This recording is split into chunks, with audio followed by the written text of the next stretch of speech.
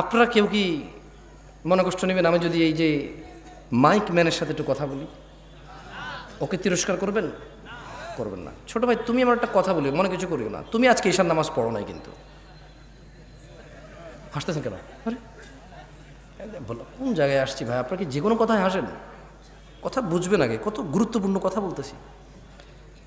আমার আসলে ওয়াজ করার ইচ্ছাই চলে যাচ্ছে দিন দিন। তুমি তো আজকে ঈশার নামাজ পড়ো নাই। হাসির কি হলো? ও পড়ে নাই নামাজ, মানে হাসির কি আছে এখানে? এটা আমি বুঝতে পারছি ও পড়ে নাই। এবার ওকে দিয়ে বলি, প্যান্ডেলওয়ালা আছে এই জায়গায়? প্যান্ডেলওয়ালা আছে? আজকে তোমাদের ভলান্টিয়ার কতজন? সবাইকে ডাকো।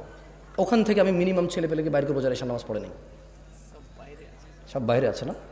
ঠিক আছে, আমি চলে গেলাম। ইনশাল্লাহ ওয়াজ শেষ করে তোমরা কালকে বিচার করিও তোমাদের ভলান্টিয়ারদের মধ্যে কত ছেলে ইভেন নামাজ পড়ে না ঈশার, কিন্তু ওরা ওয়াজ করাচ্ছে আমাকে কত দূর থেকে নিয়ে আসা। ওদের কথা হচ্ছে সারা বাংলাদেশের, সারা শিবগঞ্জকে হিদায়ত করে দেবে।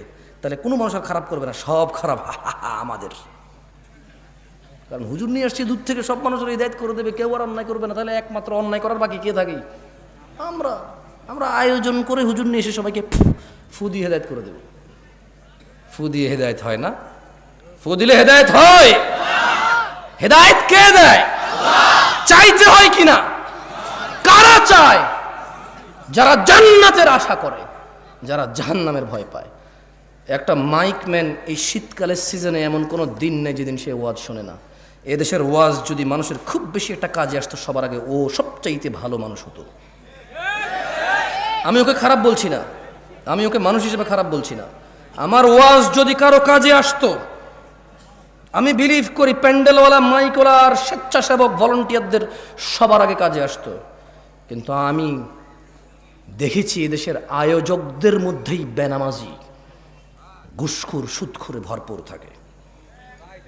দু একজন ভালো থাকে, দু একজনের ইচ্ছা চেষ্টায়। বাকিরা যে সাড়া দেয় এটার জন্য তারা নেকি পাবে যদি তারা নামাজি হয়ে মরে। আর বেনামাজি মরলেও তুলে হিসেবেই আসবে না। আল্লাহ আমাদের বোঝার তৌফিক দান করুন।